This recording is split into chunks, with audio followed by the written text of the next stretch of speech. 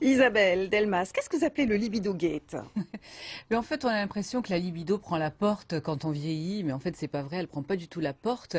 Elle prend peut-être une porte parallèle, mais peut-être d'une sexualité encore plus agréable que quand on était plus jeune. À condition d'être initié quand même. Hein. À condition d'être Parce qu'il initié. y a des freins au désir quand même. Il y a dans notre effectivement. vie. Alors, je crois qu'il y a plein de facteurs qui vont faire que la libido, ou en tout cas que la sexualité des seniors peut être totalement épanouie. D'abord, je crois qu'il faut faire cas de son corps, l'entretenir, faire un peu de sport, parce qu'on va être plus en lien avec son corps, déjà si on s'en occupe.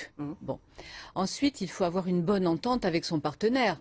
Hein, il ne faut pas, évidemment, ne plus aimer son partenaire. Il faut être dans cette accueil de l'autre et dans cette culture du couple. Ça, c'est très C'est important. pas facile quand on a 30 ans de mariage et qu'il y a la routine. C'est pas facile, effectivement. Donc il faut lutter contre la routine, mais il faut aussi se dire que chouette, on n'a plus les enfants à la maison, Oui. on peut sortir, on peut se faire des petits repas en amoureux, on peut faire plein de choses.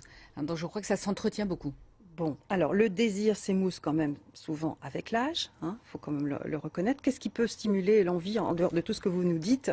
Bien, je crois que quand on devient un senior et qu'on a eu la chance d'avoir une sexualité épanouie jusqu'à maintenant, hein, et qui diminue, et comme le dit Patrice un petit peu parce que il y a des problèmes avec les hormones, je crois qu'il faut savoir que on n'est pas obligé d'attendre d'avoir le même désir extrêmement puissant qu'on avait quand on était jeune, si on sait comment faire pour arriver au plaisir. Le désir, certes, est nécessaire, mais il peut être moindre. On peut aussi cultiver l'art du plaisir.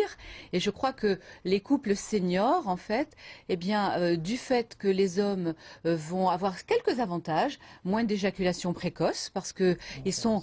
Hein, on est d'accord, forcément.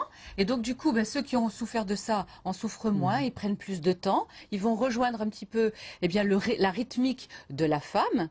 Et la femme, elle, de son côté, il faut qu'elle sache aussi qu'il a besoin d'être un peu plus stimulé, le senior, pour pouvoir déclencher tout ça, parce qu'au lieu de 20 secondes, il va falloir peut-être 2 minutes, ou peut-être 10 minutes, je ne sais pas, mais en tout cas, il y a une sorte de révision de ce que le couple faisait avant, mais en fonction de l'âge qui passe. Oui. Mais sinon, ça marche très bien, il n'y a pas de raison. Alors les hommes un peu moins beaux qui ont vieilli comme ça.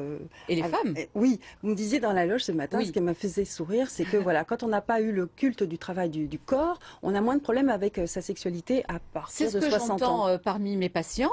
Ceux qui ont le plus de mal avec leur sexualité quand ils sont seniors, jusqu'à point d'âge, eh bien c'est souvent ceux qui ont tellement pensé que le corps, leur corps magnifique était un atout à la sexualité, qu'ils ont du mal à accepter le vieillissement du corre qui est inéluctable, forcément. Exactement. Et là, du coup, ceux-là même mettent des freins. Alors qu'ils ne devraient pas, bien sûr, parce que quand on a été très beau, on est encore très très beau aussi, mais ça met des freins psychologiquement.